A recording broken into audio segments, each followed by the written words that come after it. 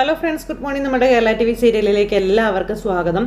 അങ്ങനെ മനു വന്ന് ബബിത മോളോട് കാര്യങ്ങളെല്ലാം സംസാരിച്ചു. അപ്പോഴും അഹങ്കാരത്തോടു കൂടി അലീന പോണം എന്ന് പറഞ്ഞുകൊണ്ട് നിൽക്കുന്ന ഈ ബബിതയോട് നീ ശരിയല്ല എന്നും നിന്റെ ഒരു വീഡിയോ ഹരിയുടെ കൂട്ടുകാരൻ്റെ കയ്യിലുണ്ടെന്ന സത്യവും പറയാം, നീ പൊടിക്ക് അടങ്ങാനും മനു അവളോട് പറഞ്ഞു.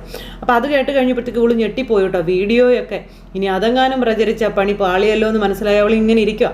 മനു എഴുന്നേറ്റ് പോയിട്ട് അവളെ എന്നിട്ട് തുറച്ച് ഇങ്ങനെ നോക്കി അവിടെ നിന്ന് പോവുകയും ചെയ്തേ. മനു എന്നിട്ട് താഴെ ഇറങ്ങി ചെന്നപ്പോഴും ബബിത ഇങ്ങനെ അതിനെപ്പറ്റി ആലോചിച്ച് ഇവിടെ സങ്കടപ്പെട്ടിരിക്കുവാണ്.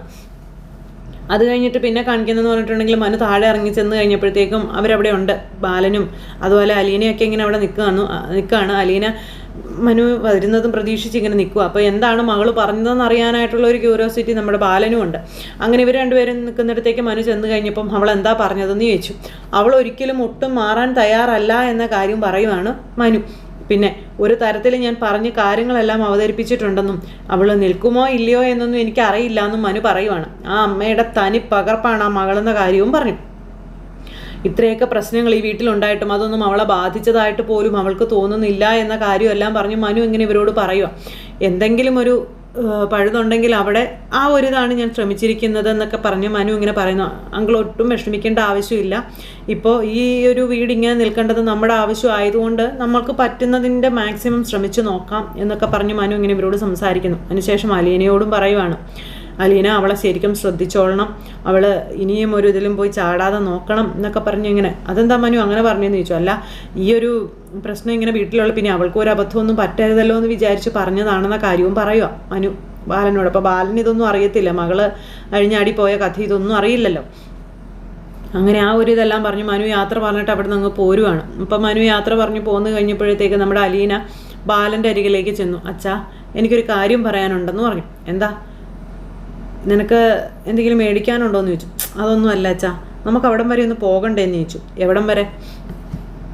അത് പിന്നെ ആ പെൺകുട്ടിയുടെ വീട്ടിൽ പോയാൽ നമുക്ക് ആ കുട്ടിയെ ഒന്ന് കണ്ട് സംസാരിക്കാമല്ലോ എന്ന് ചോദിച്ചു. നീ എന്തറിഞ്ഞിട്ടാ ഈ പറയുന്നത്? നമ്മളെങ്ങാനും അങ്ങോട്ട് ചെന്നാൽ അവർ നമ്മളെ വെറുതെ വിടുമോ എന്ന് ചോദിച്ചു. ഒരിക്കലും വെറുതെ വിടില്ല എന്നും പറഞ്ഞുകൊണ്ട് ഇങ്ങനെ ബാലൻ പറയാം. അപ്പോൾ അച്ഛൻ വരണം എന്ന് ഞാൻ പറയുന്നില്ല, ഞാനൊന്ന് പോയിക്കോട്ടെ എന്ന് ചോദിച്ചു. നിനക്കറിയില്ലേ നമ്മളവിടെ ചെന്നാലുണ്ടാകുന്നത്? ഇപ്പം ഞാൻ പോയാലും നീ പോയാലും എല്ലാം ഒരുപോലെയല്ലേ? കാരണം അവർ പ്രതികളും നമ്മൾ വാദികളുമാണ്.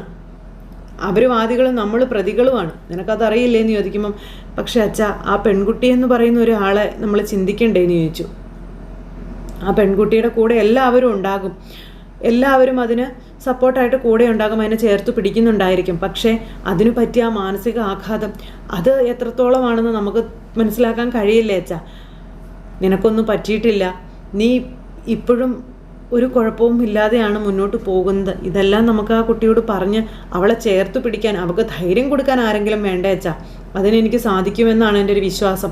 അതുകൊണ്ടാണ് ഞാൻ പോകാമെന്ന് പറയുന്നതെന്ന് അലീന പറയുമ്പം, നീ ആ പറയുന്നത് ശരിയാണോ എന്ന് ചോദിച്ചു. ഒരിക്കലും അവിടെ ചെന്ന് കഴിഞ്ഞിട്ടുണ്ടെങ്കിൽ അങ്ങനെ സംഭവിക്കുമെന്ന് എനിക്ക് തോന്നുന്നില്ല എന്ന് ബാലൻ പറയുമ്പോൾ, നമുക്ക് ശ്രമിച്ച് നോക്കുന്നതിൽ തെറ്റൊന്നും ഇല്ലല്ലോ അച്ഛാ എന്ന് പറഞ്ഞു. അങ്ങനെ എന്തായാലും അച്ഛൻ ഇനി എത്രയൊക്കെ പറഞ്ഞെന്ന് പറഞ്ഞാലും ഞാൻ ആ കുട്ടിയുടെ കൂടെ തന്നെ നിൽക്കുകയുള്ളൂ. അവളാണ് യഥാർത്ഥത്തിൽ നീതി അർഹിക്കുന്ന ഒരു ആൾ എന്നൊക്കെ പറഞ്ഞ് അലീന ഇങ്ങനെ ബാലനോട് പറയുക. അങ്ങനെ ബാലനോട് താൻ ആ പെൺകുട്ടിക്ക് ഒപ്പമാണെന്നും പറഞ്ഞ് അവിടെ നിന്ന് അങ്ങ് പോയി. അവിടെ നിന്ന് പോയി കഴിഞ്ഞപ്പോഴത്തേക്കും ബാലൻ ഇങ്ങനെ അതിനെപ്പറ്റി ആലോചിച്ചുകൊണ്ട് ഇങ്ങനെ അവിടെ നിൽക്കുക കേട്ടോ. ഭയങ്കര വിഷമവും കാര്യങ്ങളൊക്കെ. ഈ സമയത്ത് ആ മനു അങ്ങ് കടപ്പാട്ടൂരേക്ക് ചെന്ന് കയറുന്നത്. അവിടെ ചെന്ന് കഴിഞ്ഞപ്പോഴത്തേക്കും കമല ഇങ്ങനെ അന്തം വിട്ടിങ്ങനെ നിൽപ്പുണ്ട്. ഓ, നീ എവിടെ പോയിട്ട് വരുവാടാന്നും ചോദിച്ചു. ഞാൻ പോകേണ്ടടുത്ത് പോയി, സംസാരിക്കേണ്ടതെല്ലാം സംസാരിച്ചിട്ടാണ് വന്നത്. എന്താ അമ്മയ്ക്ക് കുഴപ്പമെന്ന് ചോദിക്കുമ്പം, നീ പോയത് എങ്ങോട്ടാണെന്ന് എനിക്കറിയാം, നീ അവളെ കാണാൻ പോയതല്ലേടാ, അലീന എന്ന് പറയുന്ന ആളെ? അതെ, ഞാൻ അലീനയെ കാണാൻ പോയതാ. എന്തെങ്കിലും ബുദ്ധിമുട്ടുണ്ടോ അമ്മയ്ക്കെന്ന് മനു അന്നേരം ചോദിച്ചു. ഈ വീട് ഈ ഒരു അവസ്ഥയിൽ നിൽക്കുന്നു, അനിയനെ ജാമ്യത്തിൽ ഇറക്കാൻ പോലും സാധിക്കാതെ അപ്പൻ കിടന്ന് ഇതിൽ നെട്ടോട്ട് ഓടിക്കൊണ്ടിരിക്കാം. അന്നേരം അവളെ കാണാൻ പോയിരിക്കുന്നു. അമ്മ ആദ്യം ഒന്ന് പൊടിക്ക് അടങ്ങാൻ പറഞ്ഞു. മകൻ ചെയ്തതേ അത്ര പുണ്യകർമ്മമൊന്നും അല്ല. ആ മകൻ ചെയ്ത് കൂട്ടിയത് നല്ല രീതിക്ക് വായിച്ച് കൂട്ടിയതല്ലായിരുന്നോ എന്ന് ചോദിച്ചു പത്രത്തിൽ. എന്നിട്ടും ഇങ്ങനെ എൻ്റെ മുന്നിൽ നിന്ന് സംസാരിക്കാൻ എനിക്ക് നാണം തോന്നുന്നില്ലേ എന്ന് മനു ചോദിക്കാം.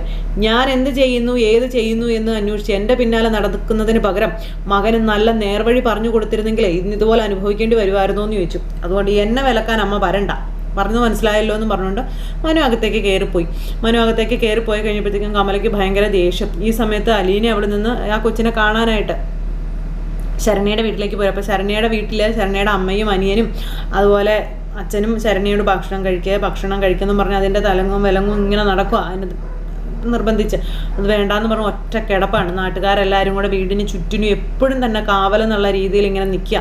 ആ സമയം ബാലൻ്റെ അരികിലേക്ക് കൃഷ്ണ വന്നു. കൃഷ്ണ വന്നിട്ട് ബാലനോട് ചോദിച്ചു, അലീന ചേച്ചി എന്തിയാച്ചാ കണ്ടില്ലല്ലോ എന്ന്.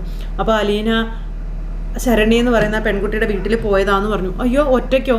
അലീന ചേച്ചി അങ്ങോട്ട് പോയത് ആകെ പ്രശ്നമാവുമല്ലോ, ഇനിയിപ്പോൾ എന്താ ചെയ്യുക എന്നൊക്കെ ചോദിച്ചുകൊണ്ടിങ്ങനെ കൃഷ്ണ ഭയങ്കരമായിട്ട് ടെൻഷനാകും. അച്ഛൻ എന്തിനാ അലീന ചേച്ചിയെ വിട്ടേന്നൊക്കെ ചോദിച്ചു.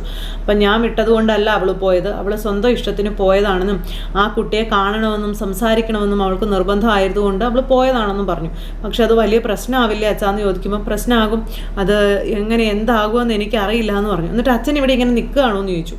മോളെ നമ്മളും കൂടി അങ്ങോട്ടേക്ക് ചെന്നാൽ അത് അതിനേക്കാളും വലിയ പ്രശ്നമാകും, അപ്പോൾ പിന്നെ നമ്മൾ എന്ത് ചെയ്യാനാണ് എന്നൊക്കെ ഇങ്ങനെ ചോദിക്കുക. അപ്പോൾ അങ്ങനെ അതെല്ലാം പറഞ്ഞ് ആ ഒരു എന്നാ പറയുന്നത് ഭയങ്കര ഒരു വിഷമത്തിൽ കൃഷ്ണയും ബാലനും ഇങ്ങനെ നിൽക്കുമ്പോഴത്തേക്കും അലീന ആ പെങ്കൊച്ചിൻ്റെ വീട്ടിൽ ചെന്നു. അവിടെ ചെന്ന് കഴിഞ്ഞപ്പോൾ ആൾക്കാരെല്ലാവരും ഉണ്ട്. അപ്പോൾ ഈ അലീന ചെല്ലുന്നത് കണ്ടപ്പോൾ ആൾക്കാരെല്ലാവരും കൂടി വന്നു കേട്ടോ. ഒരാൾ അവിടെ അനങ്ങിയാൽ അപ്പം സ്പോട്ടിൽ ആൾക്കാർ അവിടെ വന്ന് കൂടുക. അപ്പോൾ അലീന അവിടെ ചെന്നപ്പോൾ ഈ വീട്ടിൽ അതിൻ്റെ അനിയനും അച്ഛനും അമ്മ എല്ലാവരും ഉണ്ട്. ചെന്നു വിളിച്ചു കഴിഞ്ഞപ്പോൾ അവർ ഇറങ്ങി വന്ന് ആരാ എന്താണെന്ന് ചോദിച്ചു.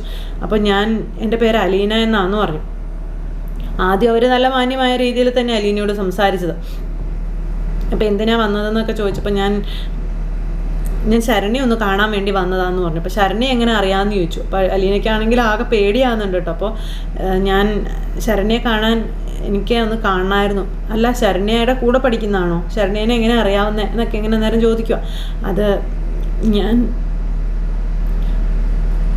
എനിക്ക് എന്നൊക്കെ പറഞ്ഞുകൊണ്ട് ഇങ്ങനെ അലീന ഭയങ്കര ഇതായിട്ടാണ്. അപ്പോഴത്തേക്കും എന്താ ഒന്നും പറയാനില്ലേന്ന് ചോദിച്ചു. നാട്ടുകാർ വന്നു, നീ ഏതാ എന്നൊക്കെ ചോദിക്കുക. ഇപ്പം ഈ ഒരു അവസരത്തിൽ ശരണ്യെ തേടി വരാൻ നിനക്കെന്താ കാര്യം എന്നൊക്കെ ചോദിക്കുമ്പോൾ ഞാൻ രോഹിത് എന്ന് പറയുന്ന ആളിൻ്റെ വീട്ടിൽ നിന്നാണ് വരുന്നതെന്ന് പറയുമല്ല. നാട്ടുകാരെല്ലാവരും കൂടെ കണ്ടോ മേഡം പറഞ്ഞതോ ശരിയായെന്നും പറഞ്ഞ് നാട്ടുകാരെല്ലാവരും കൂടെ അലീനെ അങ്ങ് വളഞ്ഞില്ലേ. അപ്പോഴേക്കും ശരണ്യ അവിടെ ഇങ്ങനെ കിടക്കുക ഒന്നും അറിയാതെ. ശരണ്യയുടെ അനിയനും ഭയങ്കരമായിട്ട് വയലൻ്റായി. ഭയങ്കര വയലൻ്റ് എന്ന് പറഞ്ഞാൽ ഭയങ്കര വയലൻ്റ്.